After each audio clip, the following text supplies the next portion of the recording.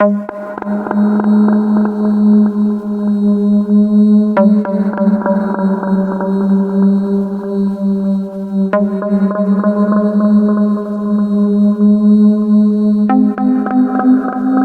was in the woods last week with a few of his friends, and they were with this guy that was new from school, who claimed to know all about black magic.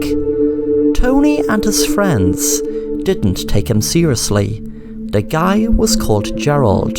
Gerald had asked Tony did he know much about black magic, and Tony said, trying to keep a straight face, "Oh yeah, I could write a book on it." His friends knew he was being sarcastic.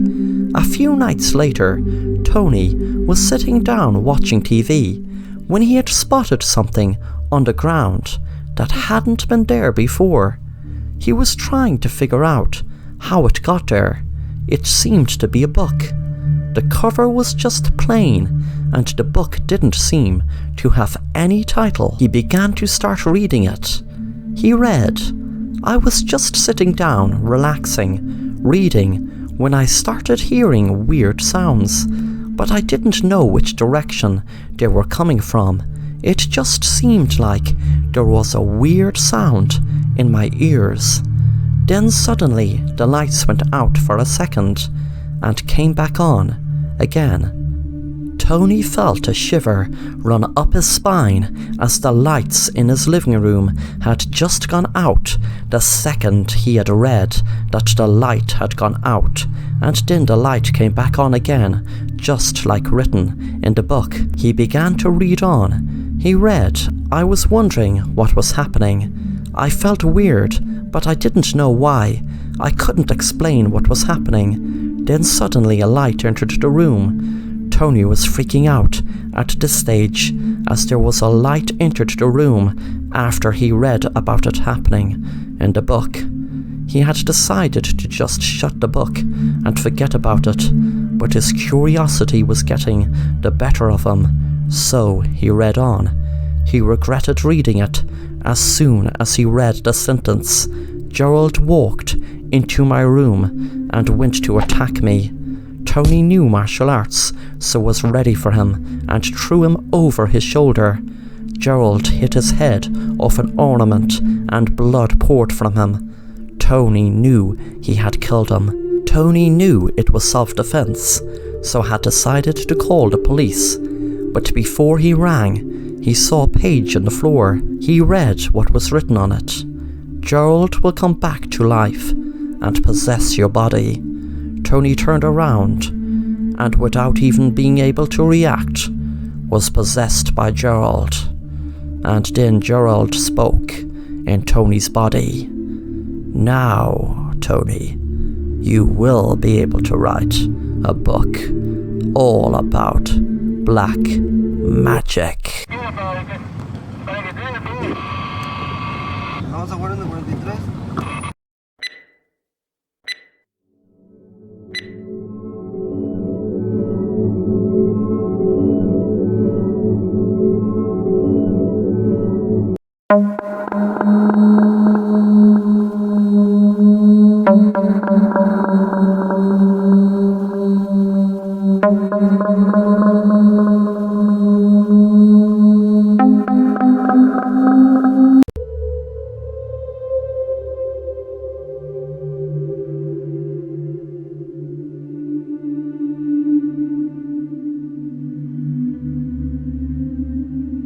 Me and my husband were driving one night.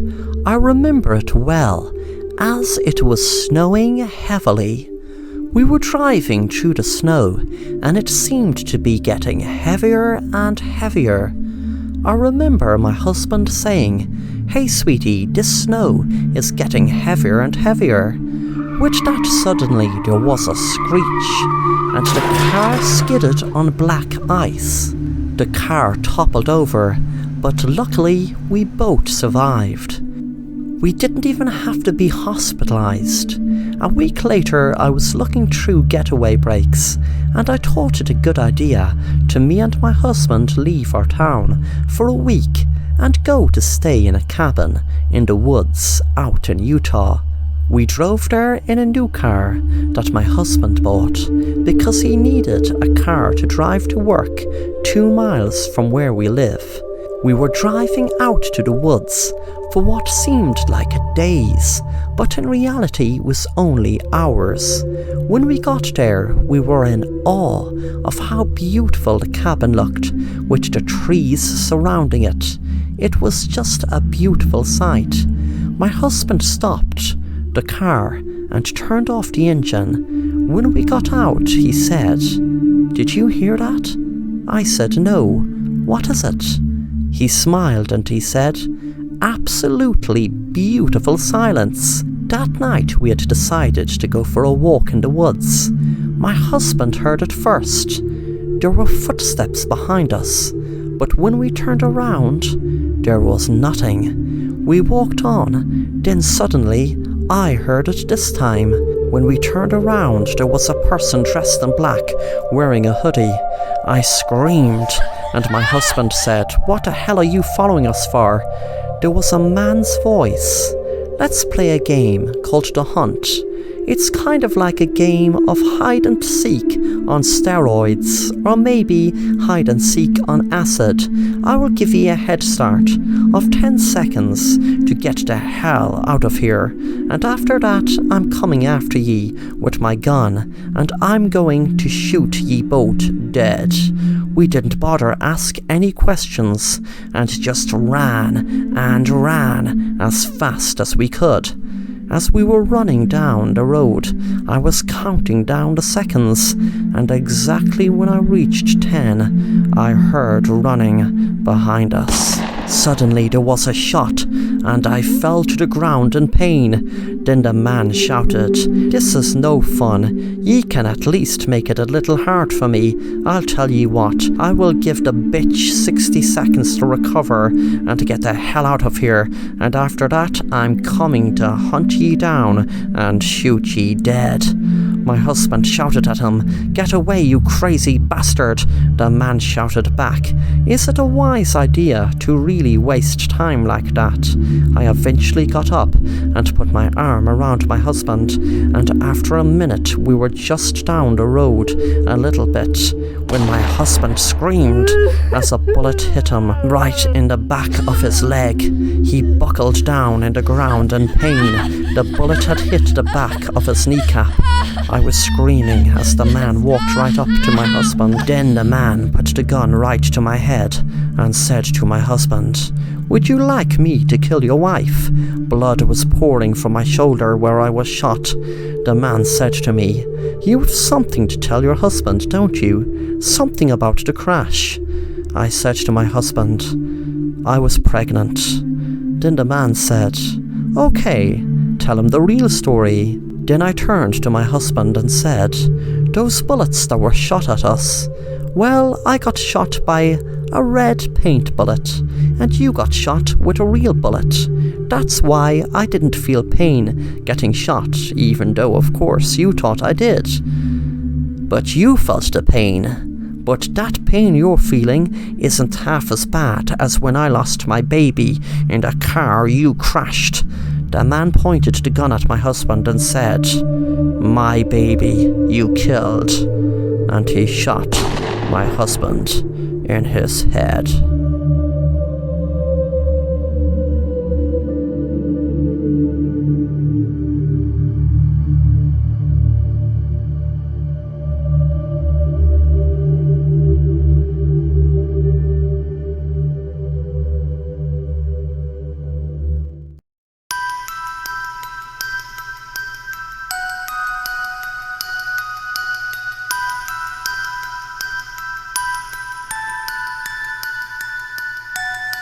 Jessie and her friend Kayla were at home watching a horror movie when they started talking about the local legend, Slenderman. Jessie was saying, "Slenderman is real.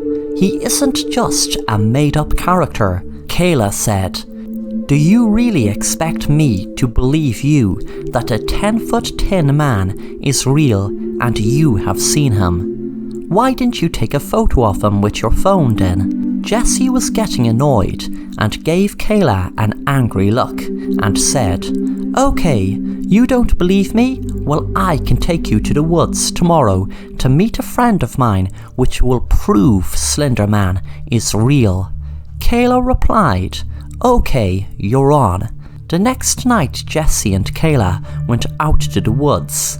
They were walking down the woods when they saw a box with "First Clue" written on it. Jessie asked Kayla to see what was inside. Kayla said, "I suppose you think I'm afraid to open it." Then she opened it and retrieved a map where to go, looking for the next clue. As they walked about 10 minutes deep into the woods, they came across the next clue, which was another box. Kayla opened it again, and there was a map which apparently would lead them to the proof of Slenderman. As they walked towards where the map led them, there was a very high tree with a box hanging from it, saying "Proof." Kaylee said to Jessie, "There's no way I'm climbing that tree." Jessie said, "Turn around and close your eyes for 5 seconds. Then you can turn back around again and open them." Kayla said, "What are you playing at?" Jessie said, losing her patience, "Do you want to see the proof of Slenderman or not?" Kayla turned around and counted to 5. 1, 2, 3, 4, 5. When she turned back, Jessie had the box next to her on the ground. Kayla asked her, "How did you climb way up there so fast? And what about this friend of yours you promised you'd show me? Where is he or she? Show me the proof of Slenderman being real. You told me your friend would show me the proof of Slenderman being real. How long do I have to wait to see the proof?" "Let me answer your first question first, and the second after," Jessie said.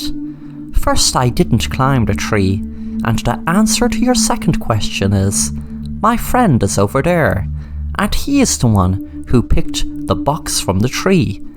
Jessie pointed over towards the trees, and Kayla screamed when she saw the Slenderman. Thanks for watching the Assassin Rapper, and if you enjoy the content, then make sure to subscribe and hit the bell to be notified of new content.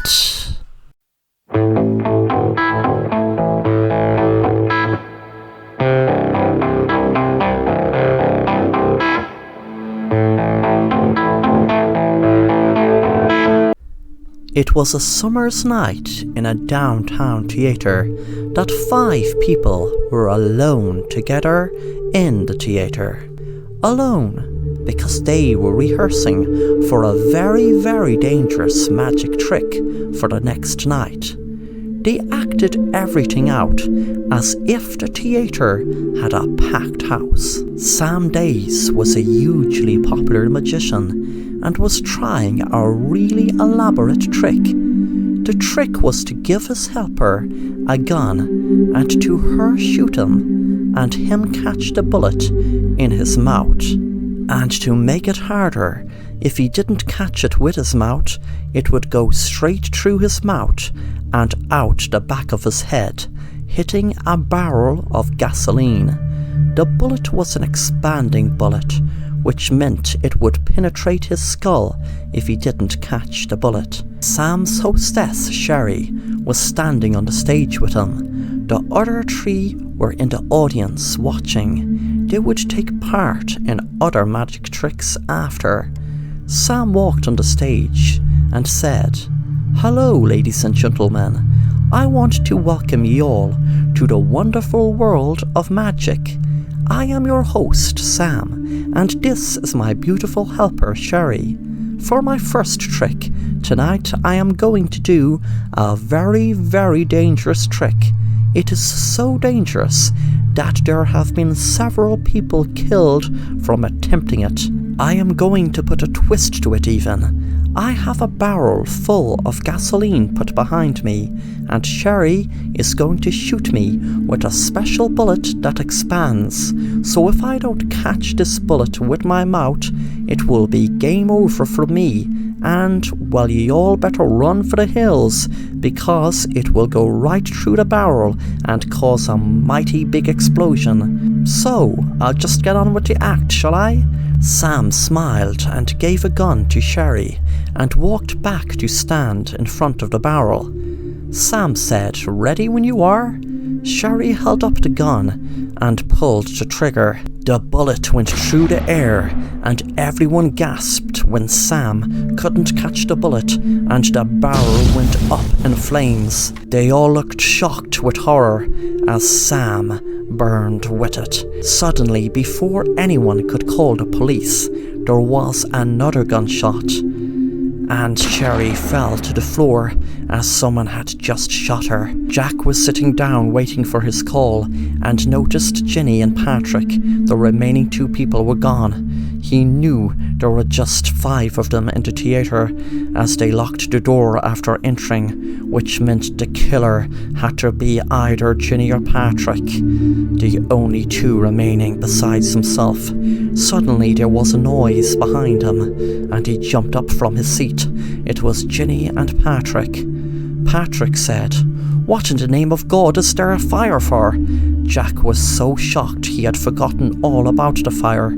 Patrick ran up on the stage and fetched the fire hose to put the fire out. He had just seen Sherry lying down on the ground dead and screamed but ran over to put the fire out still. Jack said to Ginny, "Which one of ye killed Sherry? What the hell is happening?" Ginny said, "Sherry is dead. What the hell happened, Jack?" Jack said, "This is madness. I'm calling the police." He picked out his phone to call the police. He told them what had happened and to come fast.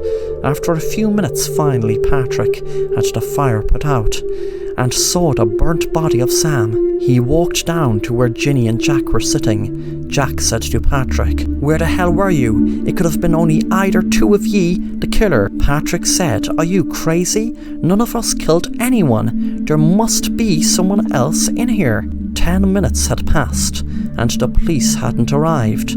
Jack got up to walk up and down the theatre. Ginny whispered to Patrick, "Something isn't right. I don't think he rang the police." Suddenly there was a shot, and Ginny screamed as Patrick was shot in the head.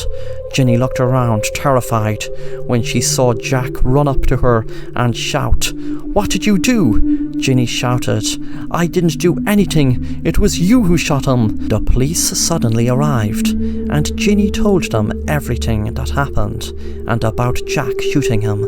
She didn't see him shoot him, but it had to be him. There was no one else in the theatre. Jack was arrested, and after some investigation and speaking with the theatre's owner, they learned that the owner's jewellery worth $10 million had been stolen from his safe, which was opened with his key. He told the police that Jack must have used some magic trick to retrieve the key from him. Sam Days was missed dearly by his fans, but little did they know he pulled off his biggest trick by staging his own death, by falling down a trapdoor when the blast happened, knowing there was already a scorched body inside the barrel with gasoline. He didn't want to kill Sherry and Patrick, but had to, as he stupidly told them about his fantasy about stealing the theatre's owner's key and open the safe and steal the jewellery and live the high life. He knew if he hadn't killed them, they would tell the police, and plus he knew now that Jack got all the blame, which suited him fine, as that sneaky Jack had tried to constantly best him in magic tricks, but now he won't ever be able to best him. Sam smiled, lying on a beach, knowing he finally pulled off his best magic trick, the ultimate disappearing act, his fake death.